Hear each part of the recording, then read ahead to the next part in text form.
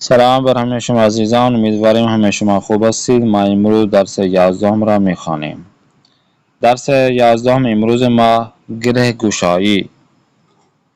گوشائی کا مطلب یہ ہے کہ کسی کی جو سائل ہے اس کی مشکل کا حل ہو جانا.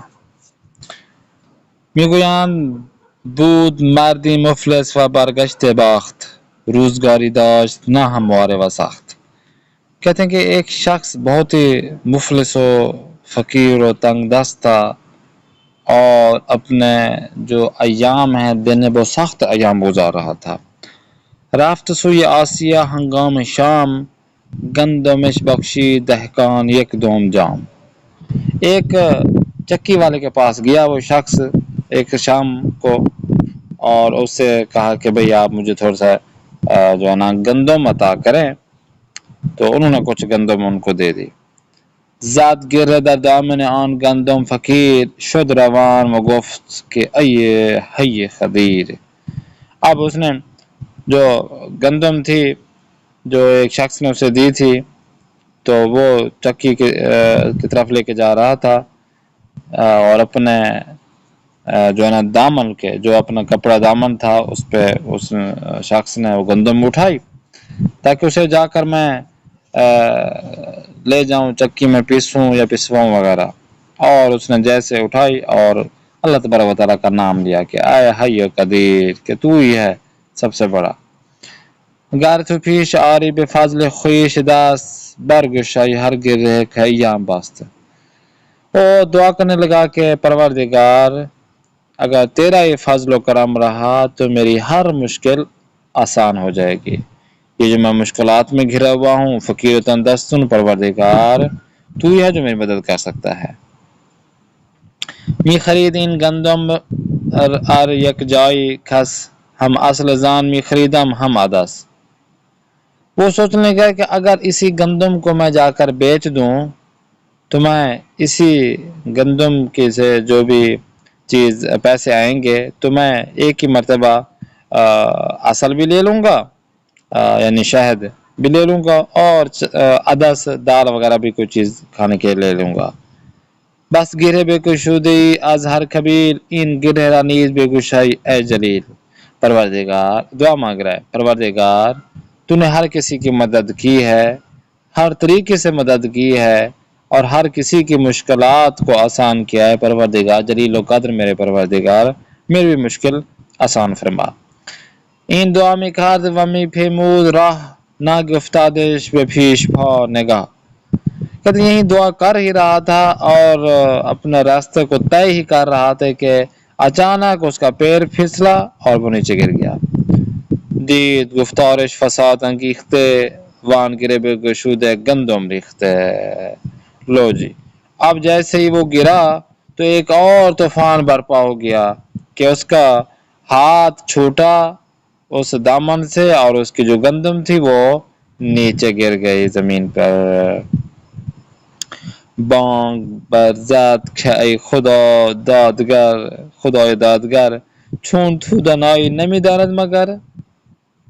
ایک آہ بھری آوازی، پروردگار تو سب کچھ جانتا ہے نا اور تو حکمت والا ہے، دانا ہے، تو سب کو جانتا ہے. کیا نہیں معلوم تھا کہ میں فقیر و تنگ دست ہوں، میرے پاس کچھ ہی نہیں ہے، میں ناچار ہوں. این چه کار است ای خدای شهر ده، فرق ها بود این گره را زان گره. پروردگار یہ کیسا تو نے انصاف کیا، یہ کیسا مجھے صلہ دیا. کیا میں نے جو آپ کو کہا تھا میری مشکل کو آسان فرما، میرے جو گرہ ہے اس کو آپ، گرہ سے مراد وہی مشکل تھی، آسان فرما، اس کو کھول دے. تو وہ والی جو مشکل تھی وہ والی نہیں کھولی، یہ والی جو مشکل میرے ہاتھ میں پکڑا ہوا تھا میں نے، یہ والی گرہ تھی، یہ مجھے کھول دی، کھلوا دی. مطلب پروردگار یہ کیا کیا تو نے. اب لہی گھر دم کے گفتم آئے خدائی، گر تھوانی این گرہ را برگشائے.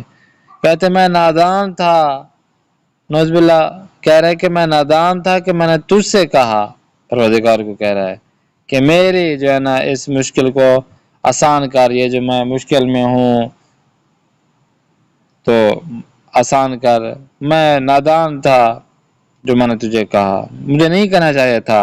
من خداوند ندیدم زین نمت یک گرہ بے گشودے و آن ہم غلط، میں نے ایسا کوئی مشکل کشا ہی نہیں دیکھا کہ جو ایک مشکل آسان کرے اور اسی کی مشکل آسان ہی ایسی ہو کہ وہ ڈبل ہی اس پہ زحمت آ جائے، کہ وہ مشکل ہی غلط ہو جائے، کہ اس کی مدد کرتے کرتے مزید ہی وہ اس کو زحمت میں ڈال دے۔ تو یہ میں نے کوئی بندہ دیکھا ہی نہیں تھا، یہ مددگار میں نے پہلی مرتبہ دیکھا ہے۔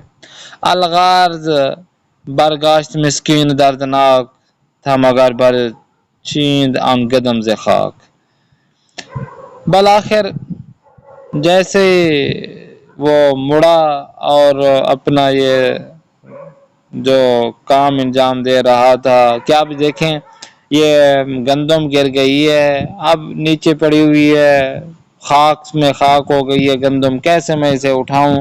تو وہ پیچھے ہٹنے لگا۔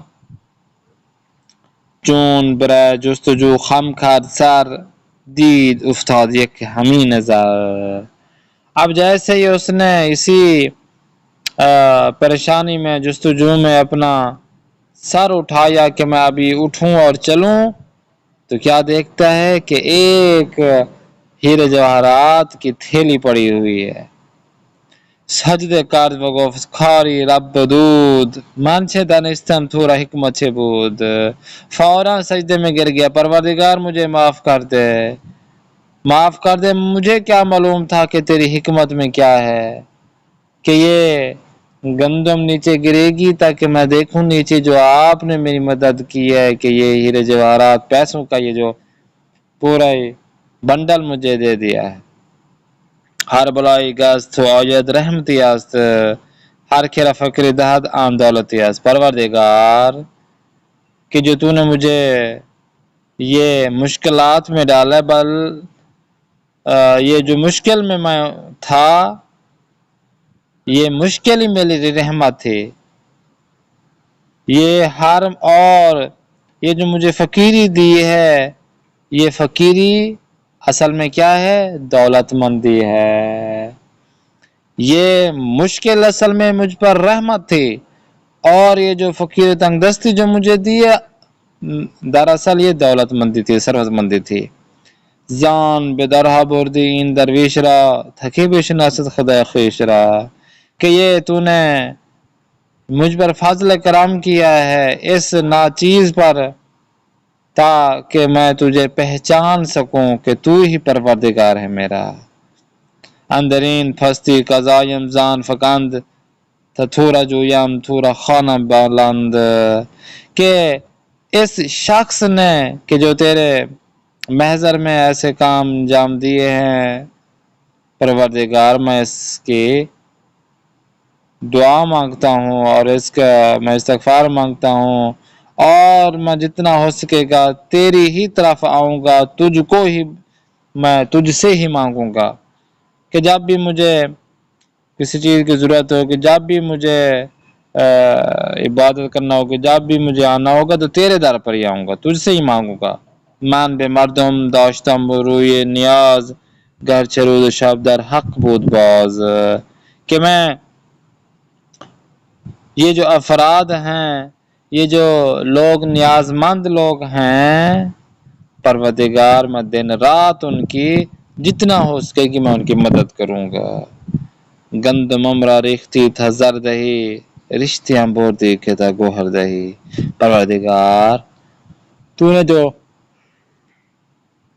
میری یہ گندم گرائی ہے، اس گندم کے بدلے تو نے مجھے بہت بڑا انعام دیا ہے، مجھے امیر کر دے، ثروت مند کر دیا ہے، اور میرا رشتہ، میری آنکھیں کھول گئی ہیں کہ میرا رشتہ آپ جیسے حکمت والے خدا کی جانب ہے، کہ میں بند کیا یہ رشتہ تیرے ساتھ، اور میں ہر وقت تجھ سے ہی مانگوں گا، تیرے لیے ہی میں ہوں۔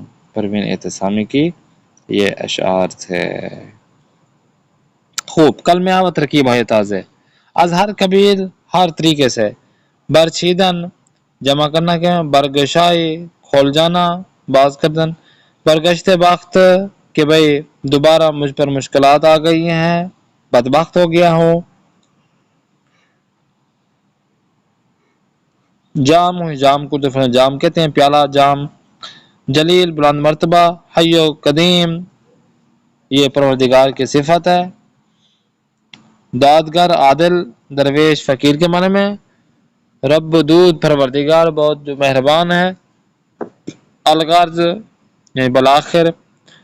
کئی مخفف کے ای کے معنی میں. کیام زمانہ.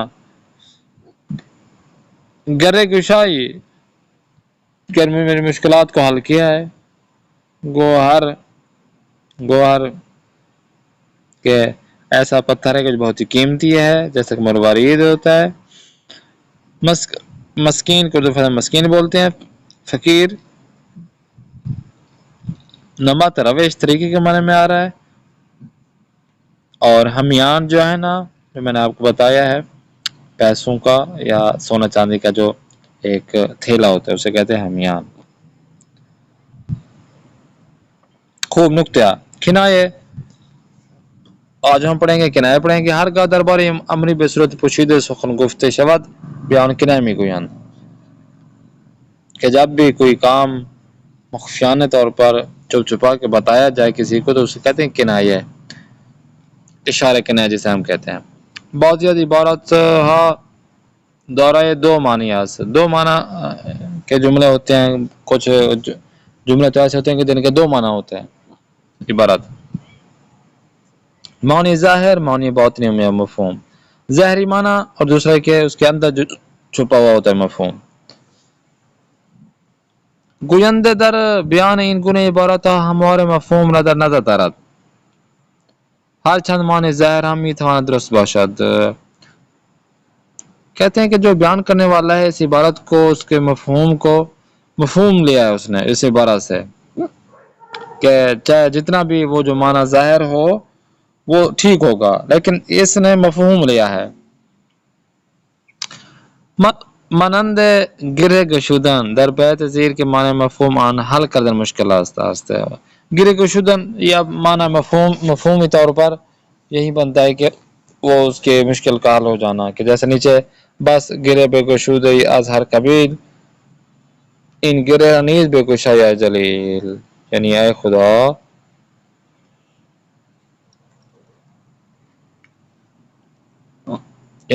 بزرگ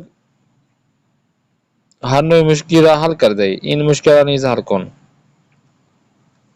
پس گرے گشودن کنائے از حل کردن مشکل است کہ پروردگار تو نے ہر مشکل کو حل کیا ہے اس مشکل کو بھی حل فرما دے. اور یہ اشارہ کنایہ ہے. لازم است بدانید کہ تاثیر کنایہ در مخاطب بسیار بیشتر و بہتر است. ضروری ہے کہ کنایہ جو ہوتا ہے وہ اگلے بندے کے لیے بہت ہی فائدہ مند ثابت ہوتا ہے. حالا با توجه به نکته بالا چند مثال بیاورید که در آن از کنایه استفاده شده باشد. آپ لوگ اوپر دیکھ لیں کہ کون سے جملے یہاں پہ نکتے آئے ہوئے ہیں جو کہ اشارہ کنایہ میں بات کی ہے انہوں نے اور انہوں نے استفادہ کیا ہے. خوب بیشتر بیدانی پروین اعتصامی جن کے یہ اشعار ہیں ان کے بارے میں آج بات کرتے ہیں. پروین اعتصامی دختر یکی از مترجمان و نویسندگان فاضل به نام یوسف اعتصام الملک در سال 1285 ہجری شمسی در تبریز بھی دنیا آمد. کہتے ہیں کہ جو پرویز اعتصامی ہے یہ ایک بہت بڑے مؤلف لکھاری ترجمہ کرنے والے کی جس کا نام یوسف اعتصام ملک تھا جو کہ 1285 ہجری میں تبریز میں پیدا ہوئے. ان کی بیٹی ہیں یہ.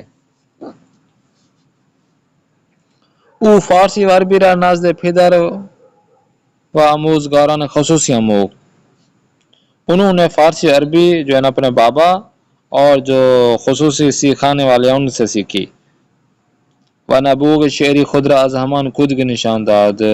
اور شعر و اشعار کے بارے میں جو بات چیت ہے اور جو شعر اشعار ہیں وہ بچپن ہی سے انہوں نے یہ چیزیں سیکھی تھیں. پروین 8 سال کی شعر میں گفت و دقت نظر عجیبی از خود نشان میداد.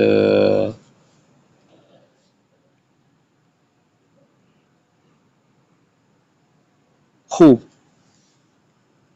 کہتی ہیں کہ پرویز جو اعتصامی ہے وہ 8 سال کی عمر میں شعر و شاعری کہنے لگی اور بہت ہی دقت سے بہت ہی دقیق چیزوں سے ان چیزوں کے بارے میں جو شعر و اشعار میں ہوتی ہیں ان میں دیکھنے لگی. ہمین ظرافت یہ بیانی میں نقطۂ سنجی ہا بود کے در اویر جوانی غرب شورت رساند. یہیں جو بہت ہی دقت والی جو چیزیں تھیں جو بہت زیادہ گہری سوچ تھی کہ جن کی وجہ سے وہ انہوں نے جوانی میں ہی اپنے بہت زیادہ شہرت حاصل کر لی تھی. پروین در اشارش بیشتر از روش مناظر گفتگو بہر جستیاز ہے. پروین اعتصامی نے اپنے اشعار میں جو بہت سارے اشعار ہیں بعض اوقات بہت زیادہ جو ہے نا مناظرے کے ٹائپ جو گفتگو جو آپس میں ہوتی ہے ایک دو افراد کے میں اسی طرح انہوں نے بنایا ہے اپنے اشعار کو. مانند جیسے کہ گفتگو دو انسان دو حیوان دو گیا ہوا دو شے وغیرہ دو جس طرح انہوں نے دو انسان کے بارے میں گفتگو دو حیوانوں کے بارے میں دو پودوں کے اور دو شے دو چیزوں کی گفتگو یہ انہوں نے کی ہے. این شاعر توانای زن ایرانی در حالی کے پیش از 35 بہار از عمرش نگذشته بود. کہتے ہیں کہ یہ ایرانی بہت ہی بڑی شاعرہ توان جو شاعرہ بہت ہی اچھی شاعرہ جو کہ ابھی تک انہوں نے 35 سال کی عمر ہی نہیں پائی تھی کہ در اثر ابتلا بیماری حسب در 15 فروردین ماہ سال 1320 در تہران از دنیا رفت. کہ ایک بیماری جو حسب ہے اس بیماری کی وجہ سے 15 فروردین 1320 ہجری شمسی میں ایران کی کیپٹل سٹی شہر تہران میں وفات پائیں. و در شهر قم در یکی از اتاقهای حیات بیرونی حرم حضرت معصومہ به خاک سپرده شد. اور قم المقدس میں حضرت فاطمہ معصومہ سلام اللہ علیہ کے حرم کے ایک جگہ احاطے میں ان کو سپرد خاک کیا گیا. امید کرتے ہیں آپ کو کلاس پسند آئی ہوگی. انشاءاللہ نیکسٹ کلاس میں پھر ملاقات کرتے ہیں. اپنے میزبان قاری محمد حافظ عثمانی کو دیں اجازت. خدا نگہدار. شما باشد.